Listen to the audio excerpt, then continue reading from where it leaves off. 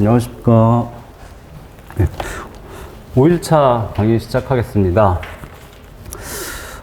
지난 시간에 이제 어려운 부분 많이 공부하셨죠? 지난 시간의 핵심은 이제 원핵세포, 진핵세포 비교 부분을 가볍게 하셨고, 그 다음에 진핵세포 기준으로 세포 소기관들이 쭉 나와 있죠. 그걸 공부하셨죠. 주의하실 점은, 이 세포 소기관에 대한 요 챕터, 요 내용은 진핵세포에 대한 겁니다. 원핵세포에 대한 거 아니라는 거 잊어버리시면 안 되고요. 원핵세포는 나중에 간단하기 때문에 비교하는 방식으로 공부하시는 거예요. 진핵세포라는 거 잊으시면 안 되고요. 그 다음에 뭐 라이보솜, 소포체, 골지체, 라이소솜, 엽록체, 미토콘드리아, 세포벽까지 공부를 하셨고, 오늘은 이제 세포 골격으로 들어가는데, 세포 골격이 사실 제일 중요하죠. 출제 빈도도 굉장히 높고, 13년간 3문제가 나왔다고 했는데, 실제로 그 문제 말고도 지문에 한두 개씩 나온 게 있어서 한 3.5문제 됩니다. 단일 테마로는 최고의 출제율이고, 우리 시험에서는 되게 중요시 되는 것 같고요. 이 세포 골격하고, 그다음에 세포막도 워낙 중요하기 때문에 뒤에 아예 따로 챕터가 있죠. 그래서 세포 소기관 중에 2개가 출제도 잘 되고, 알아야지 뒷부분을 이해할 수 있으니까 굉장히 중요한 부분이죠. 그래서 오늘은 세포 골격부터 시작하도록 하겠습니다. 세포 골격은 여기 보시면은 이제 영어로는 사이토스켈리톤이라고 하고요. 용어는 모르셔도 되는데 사이토는 셀하고 같은 어원이죠. 스켈리톤은 아시죠? 해골. 그래서 이제 세포의 뼈대인데, 사람 같은 경우는 실제로 뼈가 있죠, 몸 안에. 만약에 뼈가 없으면 중력을 견딜 수가 없겠죠. 형태를 유지할 수가 없습니다. 그래서 뼈가 그런 역할을 해주는데, 세포에는 실제 그런 뼈로 된 구조물이 없죠. 근데 세포의 소기관을 다 공부하셨는데 보시면 거의 다 말랑말랑한 구조예요. 세포막 같은 경우도 누르면 푹 들어갈 수 있는. 세포막 같은 경우는 물에다가 이제 기름을 보면 이렇게 물과 기름 사이에 층이 보이죠. 그걸 그릇에 놓고 이렇게 흔들게 되면 출렁출렁 하겠죠. 이 경계면이 출렁거립니다. 그 정도의 가까운 유동성을 가질 수밖에 없고요. 다른 세포 소기관들도 다 굉장히 말랑말랑한 구조죠. 그래서 세포의 형태를 유지하기 위해서는 딱딱한 구조물이 있어야 되는데 그 역할을 하는 것이 세포 골격입니다. 교재를 일단 먼저 보시겠습니다. 64페이지 보시면 그림을 보시죠. 맨 위에 그림. 세포 골격은 3가지가 있습니다. 교재 2의 1권의 64페이지죠.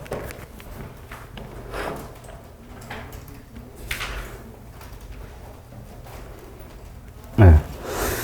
그래서 위쪽 그림은 세포 골격은 3가지가 있습니다. 미세소관, 중간섬유, 미세섬유라는 3가지가 있고요. 시험에서는 이 3가지가 서로 헷갈리기 때문에 바꿔서 출제하는 게 거의 대부분입니다. 그래서 세 가지를 식별하는 게 핵심이고, 그 공부만 하면 거의 끝이라고 할 수 있죠. 좌측 그림을, 그 그림에서 좌측 부분을 보시면은 위아래 회색으로 세포막이 있고요. 미세섬유가 세포막 근처에 붙어 있는 걸 볼 수가 있습니다. 미세소관은 세포 전체를 관통해서 형태를 유지하고요. 그 다음에 중간섬유는 이렇게 노란색으로 표시됐는데, 그 그림 가볍게 보시면 되고, 중간섬유가 여기 세포 소기관들을 고정하고 있는 역할을 하게 되는데요. 그림으로 잠깐 보시면 되고, 그다음 다시 가운데 부분으로 돌아오셔서 미세소관은 안이 비어 있습니다. 관이죠. 그치? 그래서 안이 비어 있고, 중간섬유는 이렇게 꼬여 있는 형태고, 미세섬유는 포도송이들이 이렇게 꼬여 있는 것처럼 보이죠? 우측 그림 잠깐 보시면은 미세소관은 핵 근처에서 세포젤에 주로 존재를 하고, 미세섬유는 세포막 근처에 존재를 합니다. 세포 바깥쪽에. 이 사진으로는 정확히 식별할 수 없는데, 일단 그렇게 가볍게 보시고, 이 부분은 서브노트로 좀 공부하기 좋게 정리를 했거든요. 그래서 서브노트로 공부를 하시고 책으로 마지막에 정리를 할 텐데, 중요하기 때문에 좀 그 설명을 하는 순서나 공부하는 순서를 알려드릴 거예요. 그거를 좀 잘 유의해서 보시는 게 좋습니다. 이게 그냥 이렇게 줄글이라고 하죠. 나열식으로 공부하시면은 기억이 안 납니다. 그래서 제가 잘 아는 친구가 이제 생물학과 전공인데 생물을 굉장히 잘하더라고요. 3학년이었는데 그때 당시에. 근데 세포 골격은 잘 이해를 못 하더라고요. 그래서 그냥 좀 굉장히 성실한데 드립다 열심히 하는 스타일이었어요. 그래서 그렇게 공부하면 기억이 안 난다. 그래서 이렇게 공부하라라고 만든 게 이 자료입니다. 그 친구한테 정리를 해주기 위해서. 그래서 열심히 설명을 했는데 잘 안 됐더라고요. 그래서 생물학과니까 몇 달 후에 또 물어봤는데 또 모르더라고요. 아무튼 공부하는 방법이 중요하니까 그 부분을 잘 보셨으면 좋겠고요. 자, 세 개를 식별하는 게 이제 핵심이죠. 미세소관, 중간섬유, 미세섬유인데 이건 영어도 같이 공부하시는 게 좋습니다. 미세소관은 마이크로튜블이고 그다음에 미세섬유는 액틴 필라멘트로 기억하시는 게 좋습니다. 뭐 마이크로 필라멘트도 나오는데 사실 액틴 필라멘트를 더 많이 쓰기도 하고요.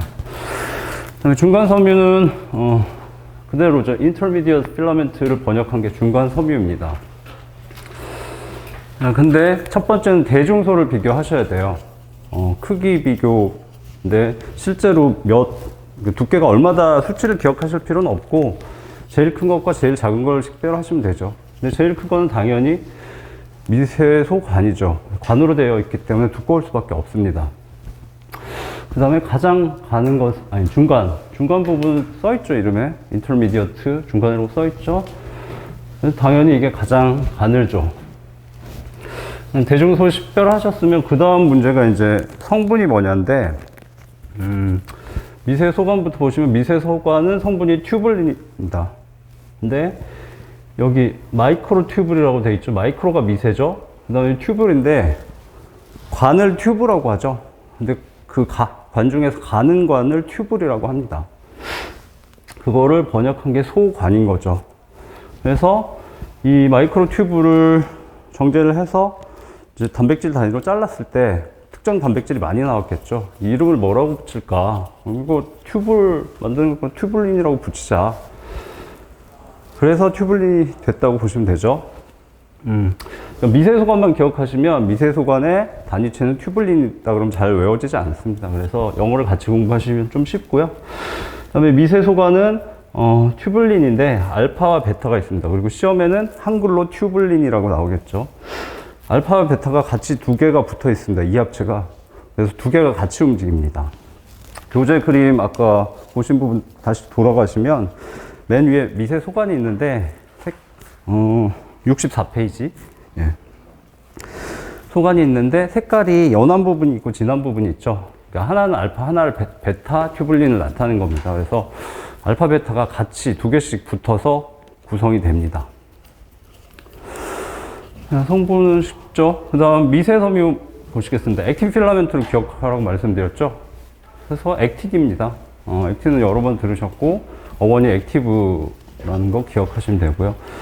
굉장히 이 미세섬유는 굉장히 빠르게 늘어났다가 줄어듭니다. 그러니까 저 액틴들이 빨리 붙었다가 빨리 떨어지죠. 액틴이 굉장히 활발한 단백질입니다. 그래서 이름도 그렇고요. 그 다음에 중간섬유가 문제인데 여기 얘하고 얘는 이름에 성분이 나와 있죠. 그걸 기억하시면 되고, 근데 중간섬유는 세포마다 다양합니다. 그래서 이름에 나와 있지 않고요, 성분이. 근데 네 가지가 나와 있죠. 케라틴, 라민, 뉴로필라멘트, 신경섬유, 또 비멘틴이 나와 있는데 이 네 가지는 다 아셔야 됩니다. 일단 라민하고 케라틴 벌써 출제가 됐고요. 뉴로필라멘트나 비멘틴도 뭐 당연히 출제될 수 있기 때문에 사실 더 정리를 하고 싶었는데 네 가지면 커버가 된다고 생각이 됐고요. 그래서 네 가지는 무조건 기억하셔야 됩니다. 첫 번째는 케라틴인데 얘는 상피 세포에 존재하죠. 주로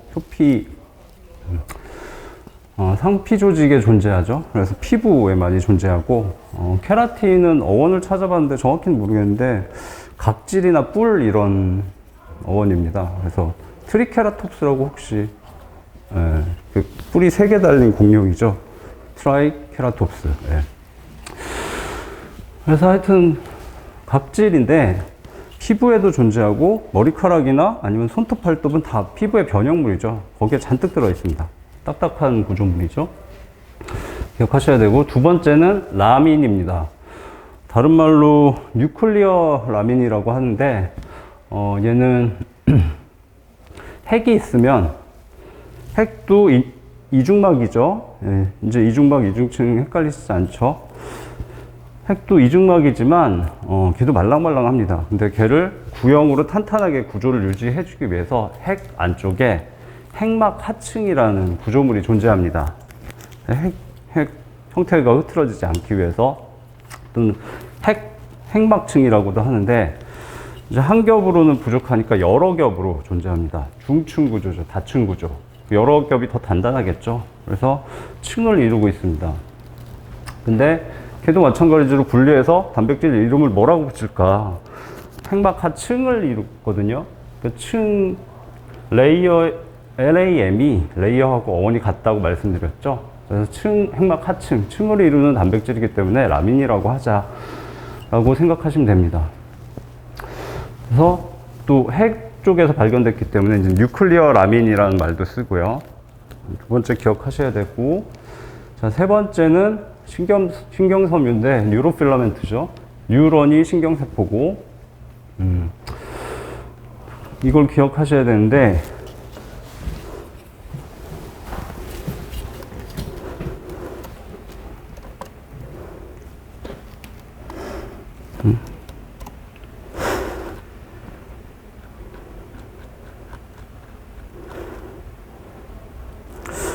지난번에 그림 있죠? 뉴런을 한번 그려드렸는데, 시간이 될 때 정교하게 다시 또 그려보도록 하겠습니다.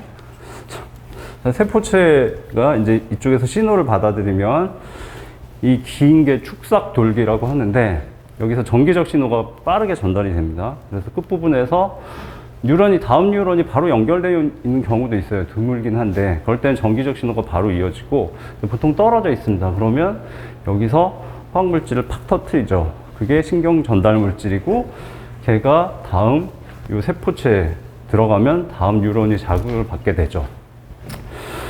그리고 뭐 대왕오징어? 뉴런의 경우는 대왕오징어가 뭐 10m가 넘는 오징어가 있나 봐요. 근데 뉴런이 10m가 넘는 게 발견이 됐대요. 굉장히 큰. 그래서 뉴런은 멀리까지 순식간에 전달하는 스피드가 생명이기 때문에 길다란 구조를 가질 수밖에 없고요. 이 부분은 이렇게 길 수밖에 없는데, 이게 만약에 안에 세포 골격이 없다, 그러면 이게 동그래지겠죠. 아무것도 없으면. 길게 유지하기 위해서는 여기 섬유질의 단단한 물질이 필요한데, 그 물질이 뉴로필라멘트입니다. 저쪽, 뭐 이쪽 구조도 유지하겠지만 이쪽에서 핵심적인 물질이죠.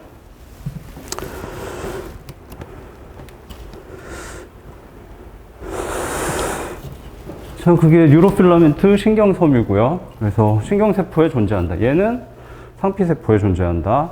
얘는 모든 세포에 존재하겠죠. 핵은 다 있으니까. 얘는 신경세포에 주로 존재하는데, 이 뉴로필라멘트에 문제가 생기면 근육이 마비되는 병이 생기죠. 그게 루게릭병이죠. 루게릭에 대한 걸 옛날에 읽어봤는데 정확히는 기억이 안 나는데 되게 천재적인 야구 선수죠. 예. 뉴욕 양키스였나요? 예. 미국 쪽에 양키스였나? 하여튼 유명한 구단의 천재적인 야구 선수였는데, 이 친구가 결국 운동을 못하게 되고 결국 휠체어에 앉게 됐죠. 그래서 기리기 위해서 루게릭병으로 이름을 붙였고요. 이 축삭돌기 쪽이 신경세포가 엉망이 되니까 이제 달려라라고 뇌에서 명령을 내려도 명령이 전달이 되지 않는 거죠, 근육에. 그러니까 근육을 못 쓰니까 근육이 점점 퇴화하고 마비되는 거죠. 스티븐 호킹 박사 아시죠? 천재 물리학자. 또 루게릭병이죠. 옛날에 제가 학교 다닐 때 그분이 이제 한국에 오셔서 특강을 하셨거든요. 근데 휠체어를 타고 이렇게 해서 들어오시는데 거의 아무것도 못 움직이세요. 그래서 강연을 어떻게 하지 했더니 정확히 손가락인지 눈만 움직이실 수 있는 거예요. 다른 근육은 다 못 움직여서. 그걸로 첨단 기계에 입력 장치가 있는 것 같더라고요. 그게 이제 모니터에 타이핑이 되면서 대화도 하고 질문도 하고 강연을 하시더라고요. 대단한 분이죠, 참. 네, 하여튼 루게릭병도 같이 기억하셔야 됩니다. 그 다음에 비멘틴. 비멘틴은 이름이 좀 어렵죠. 이건 어원을 찾아봐도 뭐 섬유 같은 뭐 그런 뜻이라 그냥 이건 그냥 드립다 외우셔야 됩니다. 별 방법이 없고. 근데 얘가 상당히 많은 양이 존재하기 때문에 의미가 있고요. 좀 자세한 내용을 찾아봤더니 너무 어려워서 뭐 우리 시험하고는 상관없고, 비멘틴 결합 조직에 많이 존재하는 중간 섬유다. 예, 거기까지 기억하시면 되겠습니다. 그리고 보시면 다 아시겠지만 다 단백질이기 때문에 얘도 단백질, 얘도 단백질, 다 단백질이죠. 그래서 IN으로 다 끝납니다. 케라틴, 프로틴의 IN으로 끝나죠. 비멘틴도 그렇고. 신경섬유만 이제 뭐 이름을 다르게 붙였는데 얘도 역시 단백질입니다. 성분은 모두 세포 골격의 모든 단위체는 단백질이다. 그거까지 기억하시면 되겠습니다.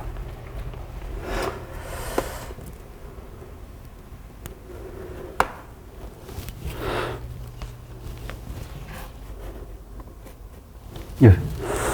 그래서 성분까지 이제 공부를 하시고, 그 다음에 이제 기능인데, 기능 부분도 되게 나열식으로 공부하시면은 헷갈려 하시더라고요. 그래서 핵심만 기억하시면 쉬운데, 일단 이게 미세소관, 중간섬유가 대중이죠. 얘네가 세포 형태 유지합니다. 굵기 때문에.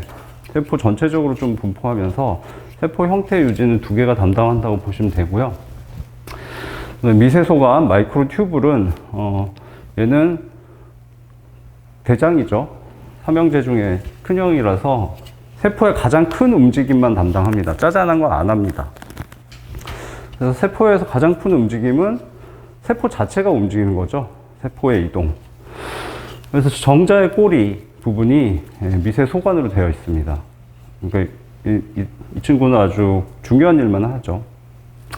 그 다음에 진핵세포의 경우에는 선모, 편모가 있는데 곧 공부하시게 됩니다. 근데 선모는 세포 주위에 짧고 그 다음에 개수가 굉장히 많은 털이죠. 이 털에 의해서 이동을 하는데 대표적인 것이 집신벌레입니다. 시험에는 집신벌레가 나올 가능성이 높은데, 왜냐하면 집신벌레는 단세포 생물이죠. 근데 이거 세균 아니야 라고 착각을 할 수 있기 때문에. 집신벌레는 명확히 진핵 생물입니다. 진핵 세포고, 삼역육계에서 다시 잠깐 기억해 보시면 세균역, 고세균역, 그다음에 진핵생물역이죠. 진핵생물역에 4개의 계가 있습니다. 동물식물, 균계, 원생생물계가 있죠. 원생생물계가 남은 거를 다 넣었다고 보시면 되는데, 4개 중에서는 가장 하등한데 이 집신벌레가 원생생물계에 들어갑니다. 자료에 어디 기재를 해놨습니다. 그리고 원생생물계를 교재에서는 한 9개 그룹으로 구별을 하는데, 거기에 지난번에 말씀드린 이제 적조류, 홍조류, 갈조류 뭐 이런 것도 들어가고, 유골레나류 이런 것도 들어가고, 그다음에 선모충류라고 있습니다. 거기에 대표적인 게 집신벌레입니다. 뭐 거기에 속하는 선모충류는 선모들이 많이 발달해 있겠죠. 그다음에 편모는 이제 개수가 선모에 비해서 훨씬 적죠. 1개, 2개, 3개, 뭐 많아야 5개, 6개 정도고, 대신 길이가 훨씬 길죠. 그리고 편자는 채찍 편자로 말씀드렸었죠. 그래서 세포 전체 이동에 관련되는 일을 하고, 그다음에 세포 소관의 다음 임무는 또 중요한 게, 세포에서 가장 중요한 물질이 DNA라고 할 수 있죠. 그래서 DNA의 이동, 그 정도 일만 합니다. DNA를 이동시키는 건 동물 세포에서 방추사죠. 예. 이렇게 방추사가 양쪽 끝에서부터 이렇게 나와서 염색체를 하나씩 끌어갑니다. 그 다음에 이 부분은 이제 세포 교재나 다른 교재를 보면 약간 헷갈릴 수 있어서 세포 소기관의 이동에 관여한다 이런 식으로 나오는데, 미세소관이 세포 소기관을 이동시키는 게 아닙니다. 착각하시면 안 되고, 얘는 도로 역할을 합니다. 이동시키는 모터 프로틴은 카이네신이나 다이네인인데 그림이 나와 있습니다. 그림 잠깐 보실까요?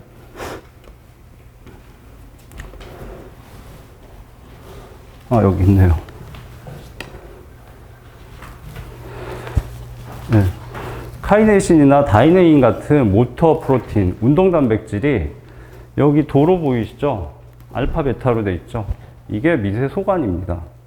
물론 이렇게 둥그렇게 돼 있고 관형으로 돼 있는데 그 표면을 뚜벅뚜벅 걸어갑니다. 영어로도 워킹 한다고 표현을 하고요. 당연히 강제적으로 이동해야 되기 때문에 ATP를 소모하면서 한 달을 떼서 붙이고 이렇게 가는 거죠. 그리고 여기에 소낭이나 미세소관을 잡고서 이동을 하는 겁니다. 그래서 이 카이네신이나 다이네인이 미세소관, 마이크로튜뷸이라는 도로에 이렇게 붙어야 갈 수 있잖아요.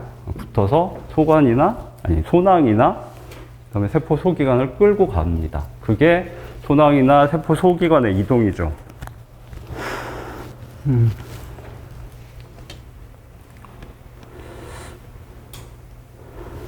그래서 미세 소관이 직접 세포 소기관을 이동시키는 게 아니고 도로 역할을 한다를 기억하시면 되겠고요.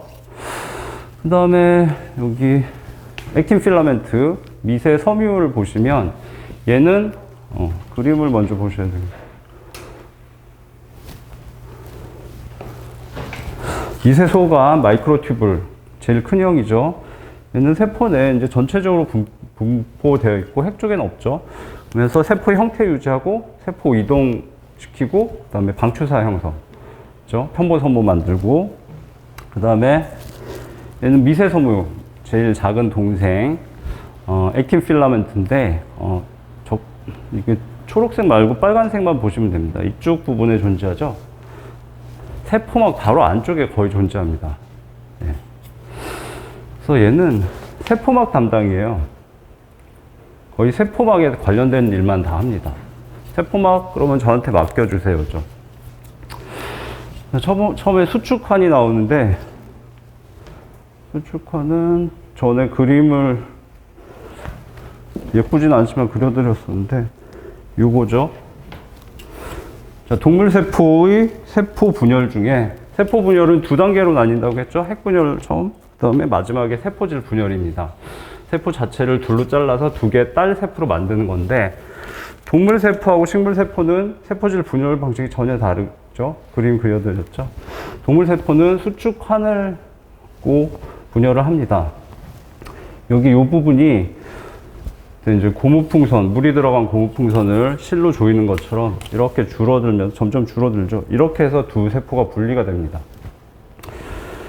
얘를 담당하는 게 마지막 막내인 미세섬유죠. 미세섬유가 세포막 안쪽에 붙어 있다가 세포막을 잡고 있는 거죠. 그래서 이렇게 고리를 형성을 하는데 이 고리가 점점 줄어듭니다. 아까 액틴으로 구성되어 있는데 액틴은 쉽게 붙었다 떨어진다고 말씀드렸죠. 그래서 세포막을 안에서 끌어당기면서 고리를 작게 만들어서 끊어버리는 방식이죠. 비교해서 식물세포의 경우는 이제 가운데 세포판이 생겨서 그게 이제 세포막과 세포벽까지 추가돼서 갈라진다고 말씀드렸었고,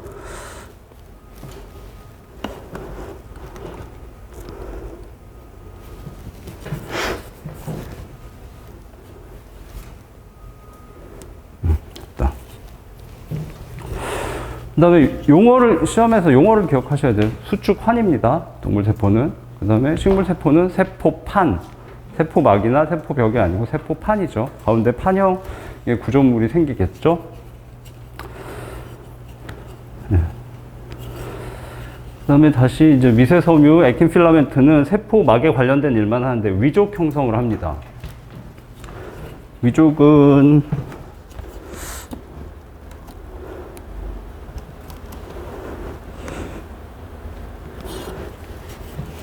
아메바가 주로 위족 운동을 하는데, 아메바는 형태가 없는데 이런 형태에서 저쪽으로 이동하고 싶다, 오른쪽으로 이동하고 싶다 그러면 이쪽이 이렇게 점점 뾰족해집니다. 나중에 이렇게 그 표면에 붙어서 이렇게 이쪽이 세포막이 이렇게 길어지고 이쪽은 그냥 힘을 빼고 있죠. 이쪽은 끌려가서 이렇게 이동하는 방식이고, 이 부분이 이제 위족이 되죠. 위족은 영어로 수도팟이라고 하는데, 위자가 허위 가짜란 뜻이죠. 허위할 때. 그래서 영어도 수도팟이고요. 수도하면 여러분 생각나셔야 되는 게 있죠. 네, 그게 연습입니다. 수도 펩티도 글리칸이 바로 생각나셔야 됩니다. 그죠? 고세균의 세포 벽의 주성분이죠. 그 다음에 팟은 그때 테트라팟 말씀드렸죠. 바닷가에 방파제에 이렇게 다리가 4개 달린 구조물. 바닷가에 가시면 한번 보시면 됩니다. 팟은 다리를 의미합니다. 그래서 수도팟을 그대로 번역한 게 위족이죠.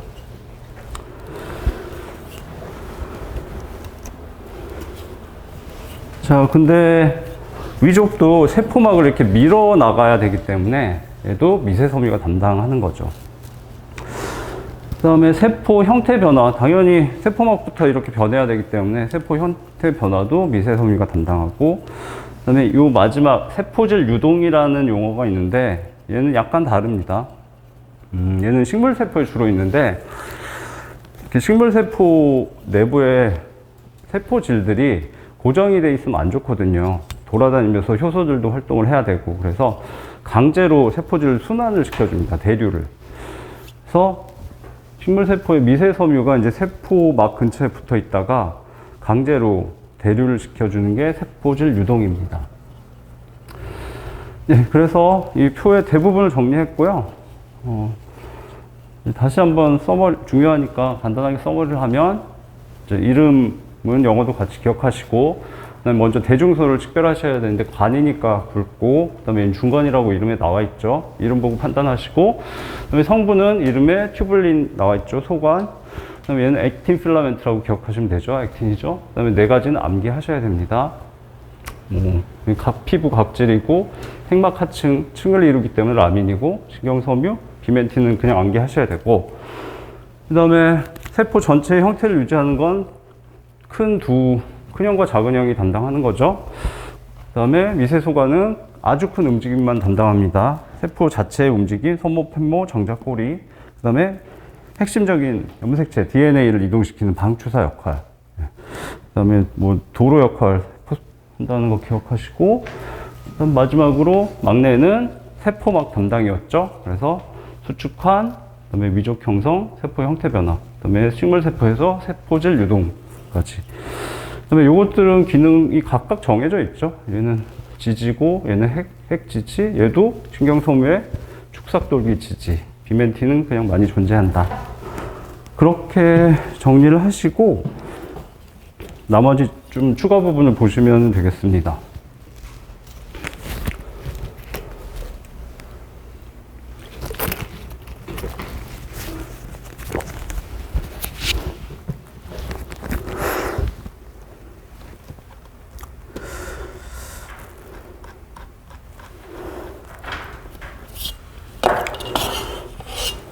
자, 극성 부분이 있습니다. 플러스 말단이 있고 마이너스 말단이 있는데, 교재를 보시면 64페이지 교재 다시 한번 보시면 아까 미세 소관부터 3가지 그림이 있었죠. 좌측에 미세 소관과 미세 섬유는 극성이 있고, 중간 섬유는 뭐 신경 안 쓰셔도 됩니다. 그래서 미세 소관과 미세 섬유 좌측에다가 플러스라고 표시를 하시고, 우측에다 마이너스라고 표시를 하시죠.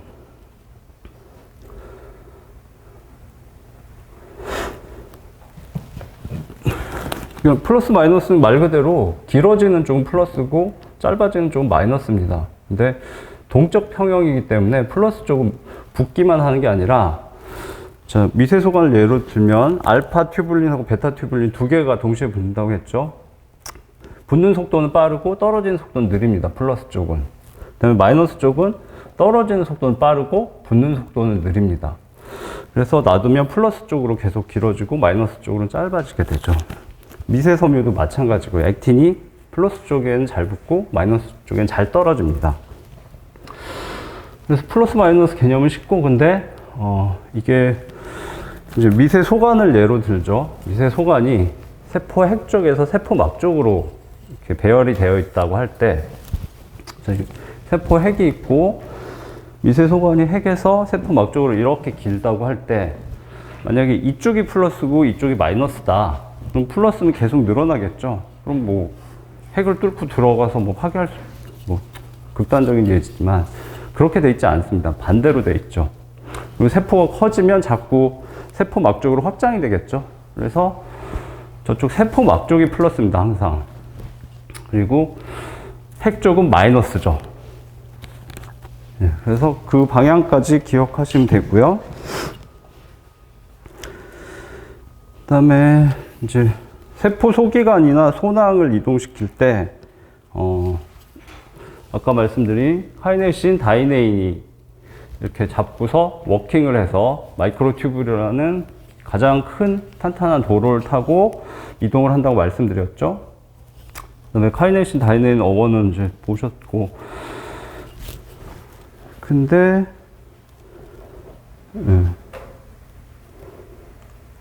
나머지는 설명을 드렸고, 근데 카이네신과 다이네인이 방향이 거의 정해져 있습니다. 그래서 카이네신은 분비 쪽에 관련이 되고요. 그 다음에 다이네인은 도입 쪽에 관련이 됩니다. 카이네신은 분비 쪽이니까 핵 쪽에서 세포 막 쪽으로 이동하겠죠. 그러면 그게 플러스 말단이냐 마이너스 말단이냐가 시험에 나올 수 있죠.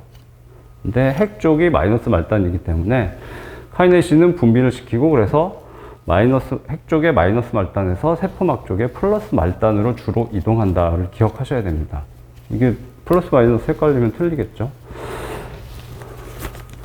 디네는 반대로 도입에 관련되기 때문에 세포막 쪽의 플러스 말단에서 마이크로튜뷴 얘기죠. 미세소관.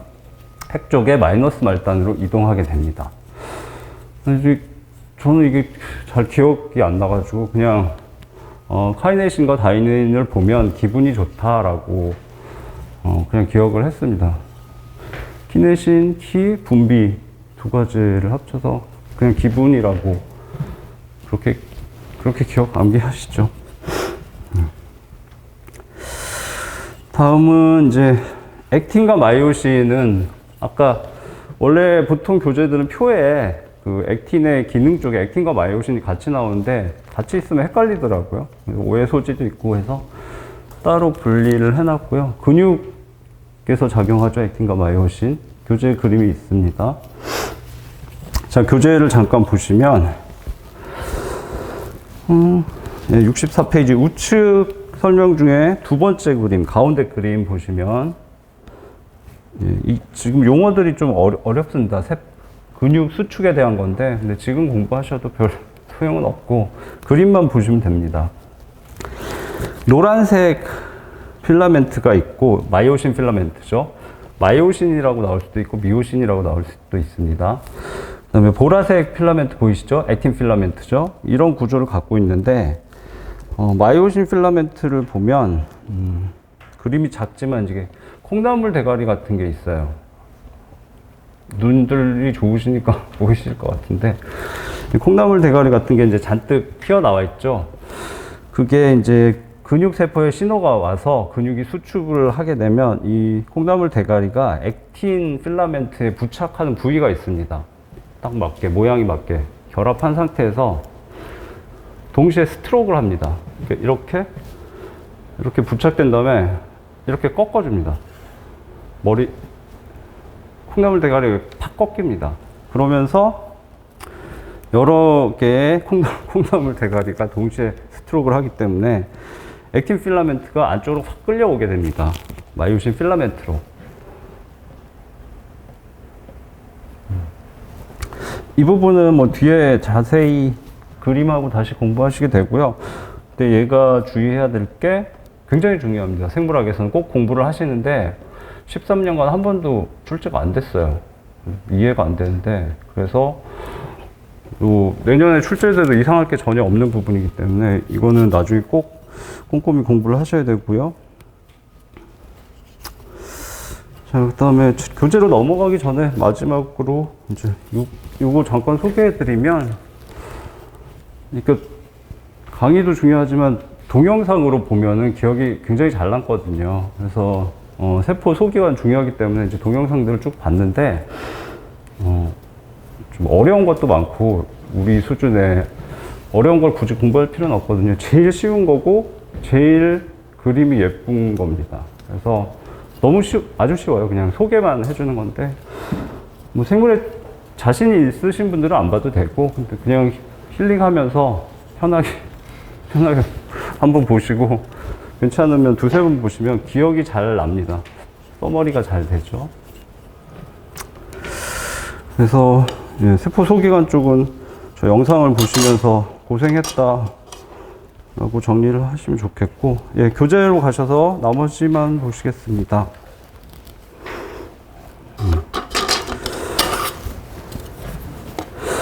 자, 64페이지 위쪽에 이제 양가로 입은 세포 골격이죠. 여기 중요하니까 별표 한 빨간색으로 한 6개 정도 해 놓으셔야 될 겁니다. 자, 첫 번째 줄에 소관과 섬유라고 했죠. 큰형은 소관이고, 둘째 형과 막내는 섬유입니다. 그럼 두 번째 줄에 뭐 당연한 얘기죠. 세포의 형태를 유지하는 뼈대 역할을 한다. 다음은 세포 소기관의 위치를 고정한다인데, 주로 이거는 작은 형이 담당하죠. 중간 섬유, 인터미디어트 필라멘트가 주로 담당하고, 그 다음에 세포 소기관과 소낭의 이동에도 관여한다. 예. 카이네이신, 다이네인이 이동시키지만 도로 역할을 제공하는 게 미세소관 큰형이죠. 그 다음에 아래쪽에 3개 미세소관, 중간 섬유, 미세섬유. 이제 헷갈리시면 바로 틀리니까 잘 표시하시고, 전부 다 단백질로 구성되어 있다. 보시고, 이제 그림 아래로 내려가서 대부분 쉽습니다. 다 보신 거라서. 1번 미세소관, 뭐 길고 속이 빈 원통 모양 아시죠? 아랫줄에 가장 굵죠? 그 다음에 튜블린 단백질로 구성되죠? 세포 형태 유지하죠?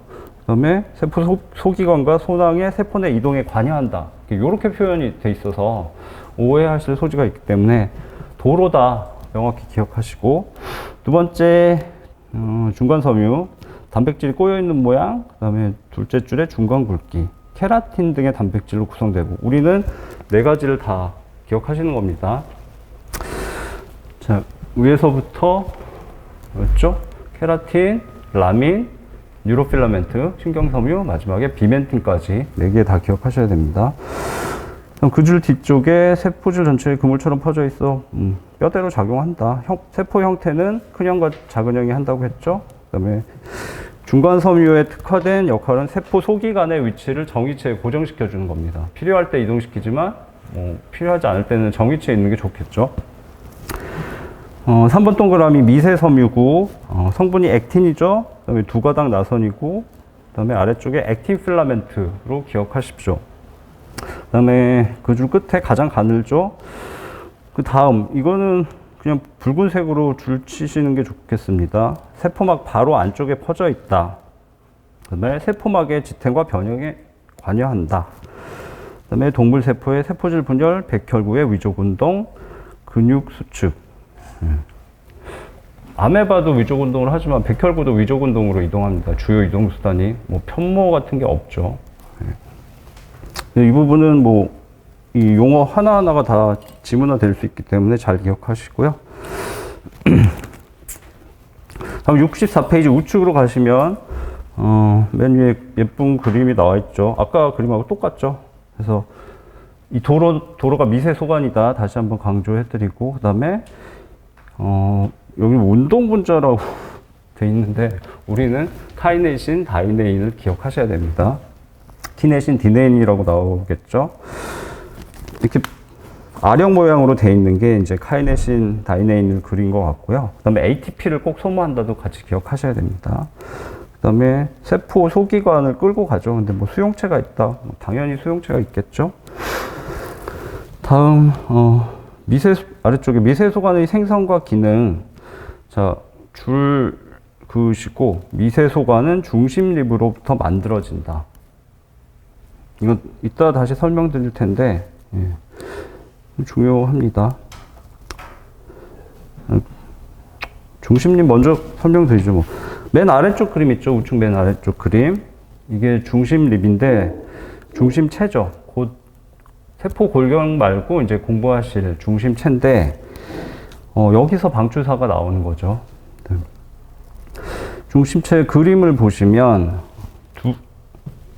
중심 립이 두 개가 있고 얘가 십자 모양으로 90도 각도로 배치가 되어 있습니다. 한 쌍의 중심 립이라고 표현이 되어 있죠. 그리고 이 단면을 보시면 단면이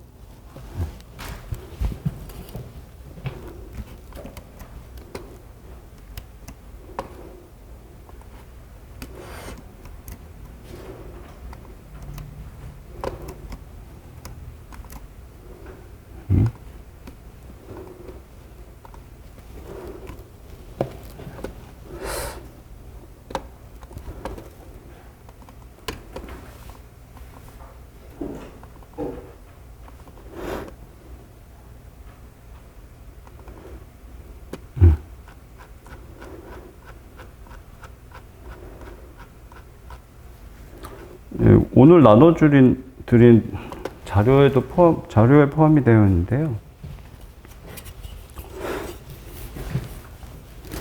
교재 단면이 잘 안 보여서 요겁니다, 요거.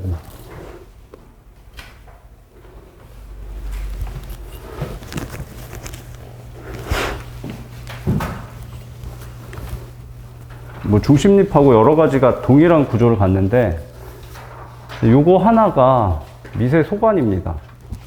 미세 소관을 이렇게 자른 단면이죠. 자료가 이렇게 선모, 편모라고 3장짜리 자료를 오늘 네. 3장짜리요? 네. 근데 교재 그림이 작아서 단면을 보시면 요거 하나가 미세 소관입니다. 하나가 마이크로 튜블이죠. 3개가 같이 붙어 있습니다. 트리플릿이죠. 그래서 3개가 세트를 이루고 이 세트가 9개가 배열이 되어 있습니다. 얘를 9 플러스 0 구조라고 하는데 다른 경우에 여기 또 미세 소관이 있는 경우가 있거든요. 얘는 없기 때문에 9 플러스 0 구조라고 합니다. 이거는 이따가 다시 또 자세히 보셔야 되고요.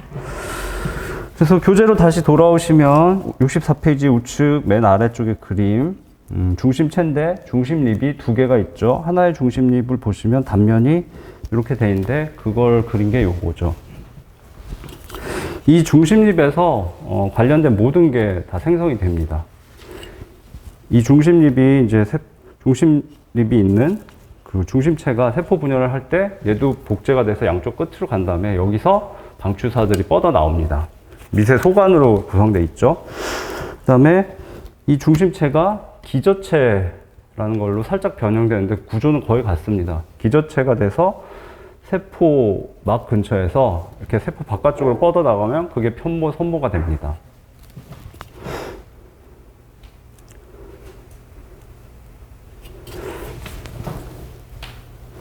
이건 선모의 구조입니다. 짧고 개수가 많은 선모.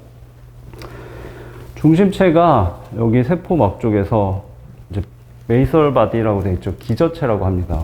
기저체라고 나올 거고, 여기서 시작돼서 이렇게 선모가 뻗어 나가게 됩니다. 근데 선모와 편모는 이 중심체하고는 좀 구조가 약간 다른데, 보시면 자세히 보실 필요는 없고요. 요 동그라미 하나하나가 마이크로 튜블, 미세 소관입니다. 얘는 더블릿이죠. 얘는 트리플릿이고, 2개짜리가 9개가 배열이 되고, 가운데 더블릿이 하나 더 있습니다. 그래서 얘를 9 플러스 2 구조라고 하고, 더블릿이라는 거 기억하셔야 됩니다. 얘는 트리플릿 9 플러스 0, 얘는 더블릿 9 플러스 2.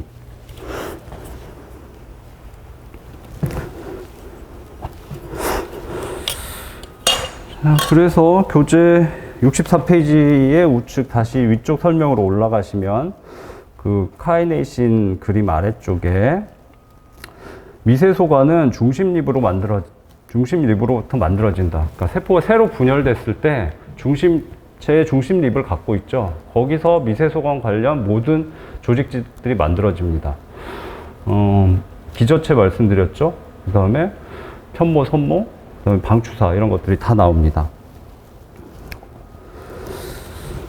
자, 그래서 이제 일단 세포 골격에 대한 부분은 끝났고, 이제 중심체와 편모, 선모를 보시는데 좌측으로 가셔서 양가로 3번 중심체 그림을 설명드렸죠. 가볍게 보시면 동물세포에서 발견되고 한 쌍의 중심립이 90도 각도로 붙어 있고 직각으로 배열되어 있죠. 아랫줄에. 그다음에 그 다음 줄에 중심체는 세포가 분열할 때 복제됩니다. 그래서 양쪽 끝으로 이동한 다음에 중심체에서 방추사가 길게 나와서 염색체를 끌어간다. 이제 뭐 쉽죠. 그리고 당연히 전부 마이크로튜뷴입니다. 미세 소관이죠. 중심체는 그런 세포 소기관이고 아래쪽에 이제 편모와 선모가 간단히 나와 있습니다. 자, 그림을 먼저 보시죠. 예. 가운데 이제 단면이 있는데 이 그림하고 똑같죠.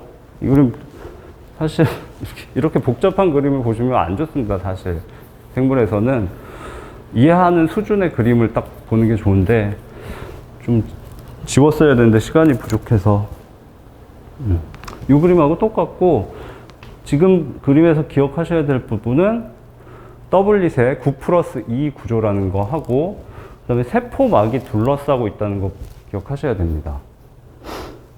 선모가 이렇게 세포막을 뚫고 나왔지만 세포막이 이렇게 이어져서 선모를 보호하고 있습니다. 자, 그럼 교재로 다시 가셔서 맨 아래 그림 보시면 단면이 9+2 구조고 더블릿이라는 거 보이시죠? 그래서 좌측에 정자의 편모도 이렇게 구성되어 있고 그 다음에 우측에 상피세포의 선모도 이렇게 되어 있습니다.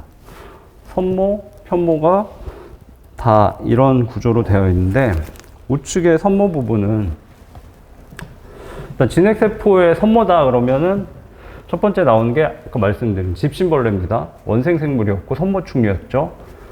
세균 절대 아닙니다. 착각하시면 바로 틀리니까. 진핵세포의 선모다 그러면 첫 번째 나오는 게 집신벌레입니다. 표면에 선모들이 잔뜩 있어서 그걸로 이동을 합니다.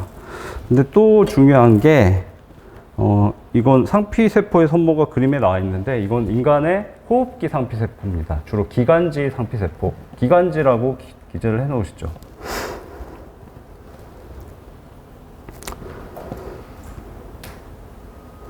이쪽에서 다시 보시는데 이렇게 간단히 말씀드리면 기도가 있고 안쪽에 폐가 양쪽에 있죠. 가슴에 기도가 있고 폐 안으로 기관지들이 들어가는데 갈수록 가늘어집니다. 계속 분지되면서.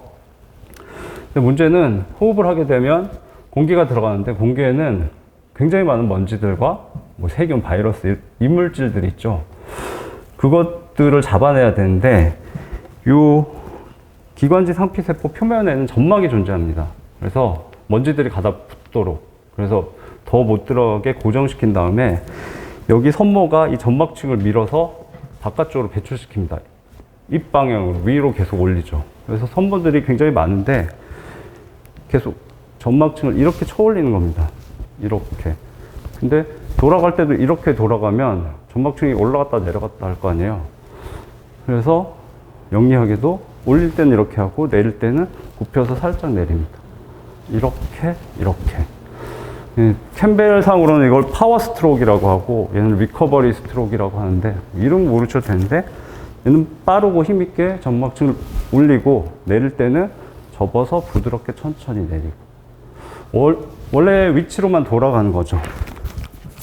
뒤쪽에 다시 나오니까 그때 다시 보시고 그래서 집신벌레의 선모하고 기관지 상피세포의 선모 두 가지를 기억하셔야 됩니다. 좌측에 설명 보시면 편모와 선모는 세포의 운동기관이고 미세소관으로 이루어져 있죠. 여기 나오는 중심체, 편모, 선모, 기저체 뭐 이런 것들 전부 미세소관입니다. 출제되기 쉽죠. 그래서 양가로 4번 두 번째 줄에 편모는 사람의 정자 등에서 볼 수 있고 진핵생물, 진핵세포의 편모 그러면 사람의 정자 꼬리 기억하시면 됩니다. 그거밖에 안 나올 거고요. 그 다음에 선모, 미음 받침이죠. 선모는 집신벌레, 그 다음에 사람의 기관지 상피세포에서 볼 수 있다. 아래쪽에 편모와 선모의 구별이죠. 쉽죠. 편모는 길고 채찍 편자입니다. 개수가 몇 개 안 되죠. 하나일 수도 있고 몇 개. 그 다음에 진핵세포의 편모는 파도 치듯이 파동을 일으킵니다. 회전하지 않고. 뱀이 움직이는 것처럼. 뱀 징그럽죠, 이렇게. 정자의 꼬리가 그렇게 움직입니다. 그 다음에 선모는 길이가 짧고 수가 많고 노젓듯이 움직인다. 근데 노젓기를 기억하셔야 됩니다. 시험에서 노젓기란 용어가 나올 수 있습니다. 이거는 캠벨에도 공식적으로 나와 있는 용어고, 캠벨은 조정 경기의 노젓기라는 표현을 쓰죠. 조정도 비슷한 원리잖아요. 많은 사람들이 배 위에 앉아서 파워 스트로크를 하고 리커버리 스트로크를 하죠. 그래서 문제에도 노젓기라는 표현이 나올 수 있습니다. 그다음에 우측은 뭐 다 보셨는데, 이제 중심체, 기저체 등은 9+0 구조고, 거기 써놓으시죠. 트리플릿이라고.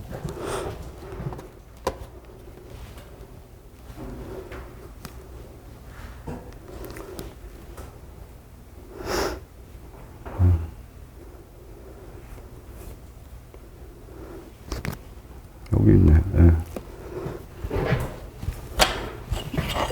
얘도 기억을 다 하셔야 됩니다. 그래서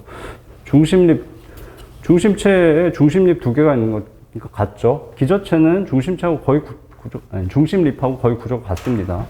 얘는 9+0 구조고, 가운데 마이크로 튜블, 미세 송환이 없는데 트리플릿 구조입니다. 그 다음에 선모 편모만 이제 세포에서 튀어나와 있는데 9+2 구조죠. 뭐 이유가 정확히 나와 있지는 않은데, 얘는 이제 운동을 해야 되니까, 얘는 활발하게 운동하는 애들이 아니죠. 운동하는 거기 때문에 뭔가 형태가 변했을 거라고 추정할 수 있고요. 암기하실 때 얘도 더블릿이니까 2죠. 더블릿은 2가 붙는다, 그렇게 기억하시면 까먹지 않으실 것 같습니다.